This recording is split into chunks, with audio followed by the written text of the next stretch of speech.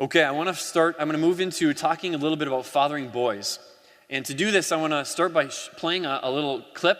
We'll put it on the screens, but it's more just to listen to this. It's called a song called Tell My Father. It's kind of based in the Civil War time period of this young man who went off to the Civil War, and he died in battle. And so this song is like written by him of what he wants his father, what he wants someone to tell his father about him now that he's died. And so just listen to the words of this song, and then we'll talk about it right when we're back here.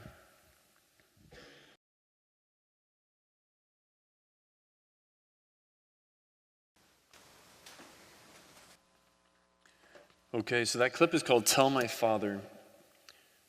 This is such a powerful song for me, and I've listened to it many times now since I first encountered it. I actually heard the choir boys here singing it for the school. Was where I first heard it, and I've listened to it a lot of times, and I've actually started to tear up more than once as I listened to it, specifically at the part where he says, "Tell my father if you can, I was a man." And just like listening to that, it's like that's exactly the heart of every boy, and especially every young man, saying, that's what I want my father to know about me. If you tell him one thing, tell him I was a man, and I died with honor. And so as the song says, tell him I didn't run, I didn't surrender. I bore his name with pride. I spent my youth so that the truth could grow older. I wore the blue through the fire. I died with honor. Tell my father if you can, I was a man. How does a man know that he's a man? For some, there might be a specific event that happened that kind of initiated him into manhood. I read about there's like a tribe in Africa that a boy had to go off away from the village, and he had to go and kill a lion. And only if he was able to kill a lion and come back to the village would they welcome him back, and then he was considered a man. And not only was he considered a man, but his father would take him to his mother and would reintroduce him to his mother and say, I'd like you to introduce you to this man. And she met her son as a man, introduced by her father. That's a powerful ritual. And I imagine those boys had no doubt, I have what it takes. I am now a man. And my mom knows it, and my dad knows it. Now, for most of us, that's probably not something that clear and obvious of when did I become a man? How do I know I'm a man? For most of us, it's an accumulation of different events that led up to that point to say, I know I've got what it takes, that invited us into masculinity. For me, growing up, there wasn't one specific thing I can point to, but there's lots of things that showed me, like this is now who I am. Big things for me, fishing trips, going on one or multiple days with my dad and my grandpa especially, knowing that I was able to go out with the guys. I was one of them, and I could do what they could do. Especially if we were fishing out overnight on the lake. You're here, you're sleeping, and all of a sudden the ice cracks, and you're like, I can take this. 2 in the morning, the rattle reel starts going. You jump out of bed, and you pull up a huge northern or walleye, and you're like, I can do this. I've got what it takes to go fishing in the middle of the night, and it's awesome. Hunting trips with my dad. I think for a lot of men, shooting things it's a way to show our power, to show that we can do that. Working on construction projects around the house with my dad, remodeling the bathroom or the downstairs bathroom. I was still a little bit younger, but like he let me help in little ways like that. And also just projects like friends of his. We go to their house, and I've done sheetrocking with them and painting with them and roofing houses with them. And it's like the men get involved in that. And as I'm growing older, I get invited into that as well. I know like this is not who I am. I'm a part of the men. Other examples, just simple like little things almost, like chopping wood, letting your son use an axe, maybe telling him to be careful, but saying like, go ahead, swing this thing yourself. Just don't cut anything off, right? Or even bigger, using a chainsaw. The kind of power, like, I love using a chainsaw. I mean, just like, there's like power there that as men we feel like, this is awesome. Like, I want to go cut stuff right now. Laying sod in the backyard, just digging a big hole or something, just doing something like, look, we just did that. Like, look at that. Doing things that you didn't think you could do, that dad helped you to do. All those little things make a difference to show you've got what it takes. You are a man. In the book Wild at Heart, which I'll talk a little bit more about at the end, John Eldredge writes, capes and swords, camouflage, bandanas, and six-shooters, these are the uniforms of boyhood. Little boys yearn to know they are powerful, they are dangerous, they are someone to be reckoned with. How many parents have tried in vain to prevent little Timmy from playing with guns? Give it up. If you do not supply a boy with weapons, he will make them from whatever materials he has at hand. My boys chew their graham crackers into the shape of handguns at the breakfast table. Every stick or fallen branch is a spear, or better, a bazooka. Despite what many modern educators would say, this is not a psychological disturbance brought on by violent television or chemical imbalance. Aggression is part of the masculine design. We are hardwired for it. If we believe that man is made in the image of God, then we would do well to remember that Scripture says the Lord is a warrior. Lord is his name. God is a warrior, and man is a warrior. He writes, one afternoon, Pop took me into town to my favorite store. It was a combination feed and tackle hardware ranch supply shop. The classic dry goods store of the Old West. A wonderland of tools and equipment. Saddles, bridles, and blankets, fishing gear, pocket knives, rifles. It smelled of hay and linseed oil, of leather and gunpowder and kerosene. All the things that thrill a boy's heart. That summer, Pop was having a problem with an overrun pigeon population on the ranch. He hated the dirty birds, fearing that they were carrying disease to the cattle. Flying rats, he would call them. Pop walked right over to the firearms counter, picked out a BB rifle and a quart-sized milk carton with about 1 million BBs in it, and handed them to me. The old shopkeeper looked a bit surprised as he stared down at me, squinting over his glasses. Isn't he a bit young for that? Pop put his hand on my shoulder and smiled. This is my grandson, Hal. He's riding shotgun for me. I may have walked into that feed store a squirrely little kid, but I walked out as Sheriff Wyatt Earp, the Lone Ranger, Kit Carson. I had an identity and a place in the story. I was invited to be dangerous. If a boy is to become a man, if a man is to know that he is one, it is not an option. A man has to know where he comes from and what he's made of. He also writes, I've noticed that so often our word to boys is don't. Don't climb on that. Don't break anything. Don't be so aggressive. Don't be so noisy. Don't be so messy. Don't take such crazy risks. But God's design, which he placed in boys as the picture of himself, is a resounding yes. Be fierce, be wild, and be passionate.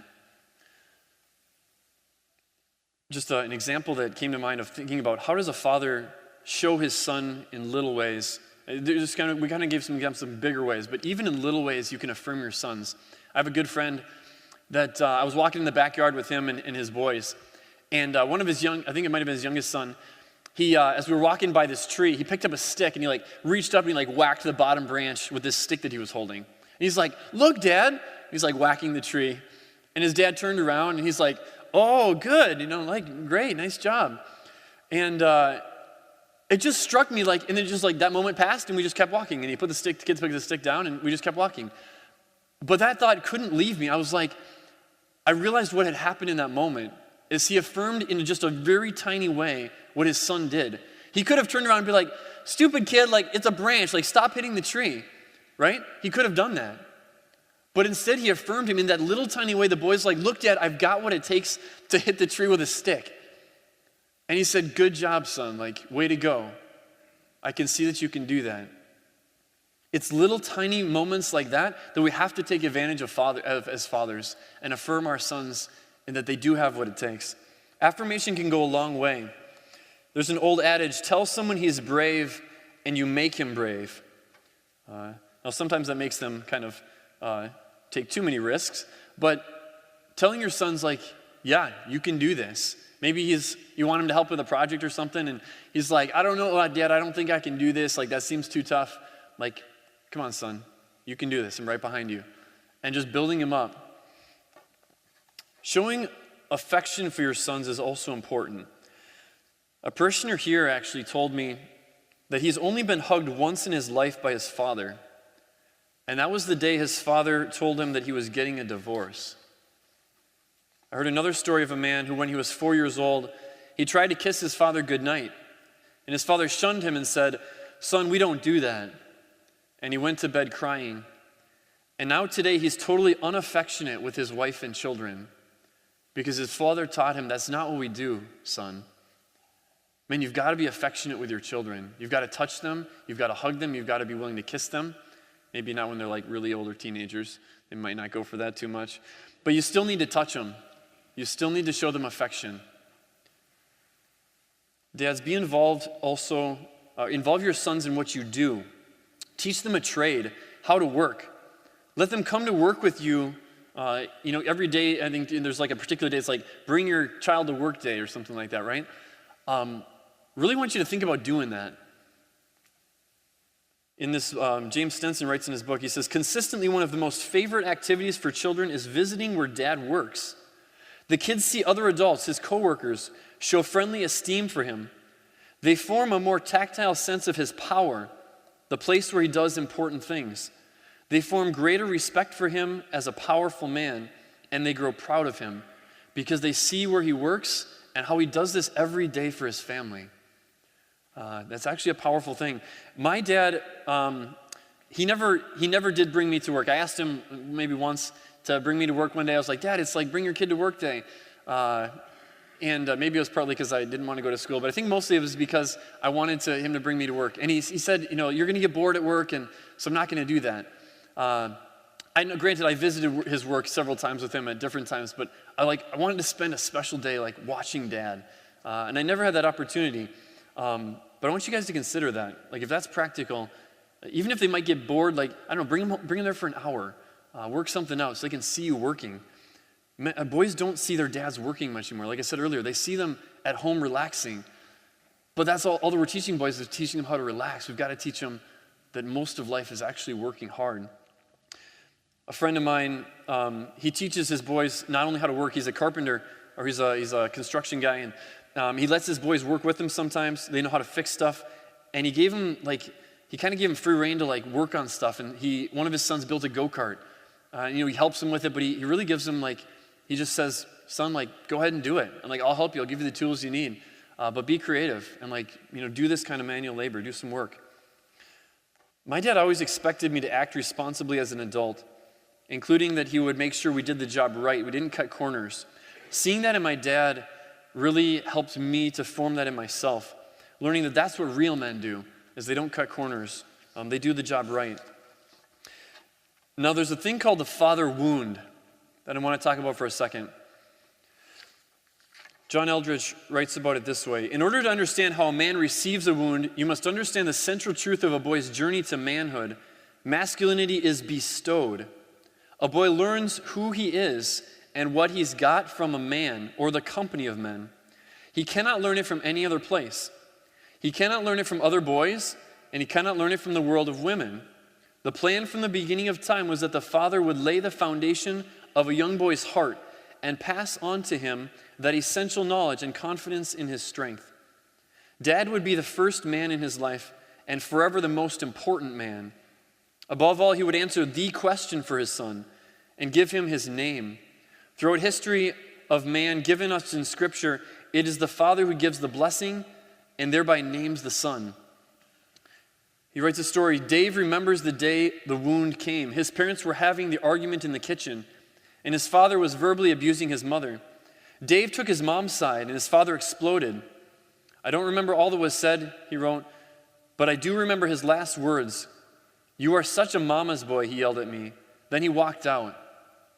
Perhaps if Dave had a strong relationship with his dad most of the time, a wound like this might have been lessened, healed later by words of love. But the blow came after years of distance between them.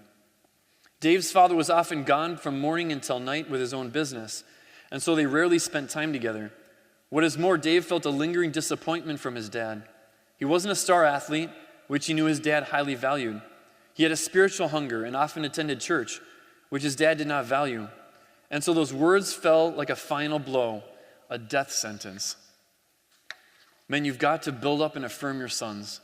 You've got to affirm them in their masculinity and initiate them in masculinity, because they will do and they will follow what you say and the example you give them. God has given you that power. You have that amazing power with your children, with your sons.